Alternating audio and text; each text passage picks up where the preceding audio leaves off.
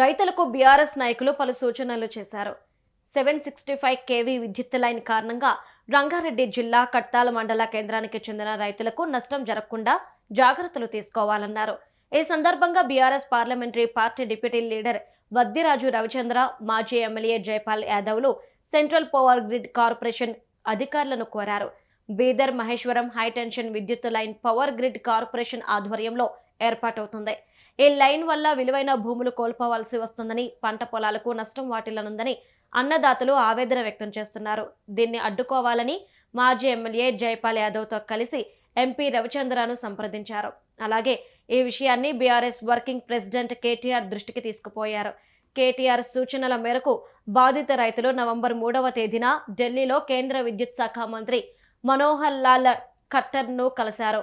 ఈ నేపథ్యంలో ఎంపీ రవిచంద్ర, జైపాల్ యాదవ్ కేంద్ర మంత్రి ఖట్టర్ను కూడా కలవనున్నారు.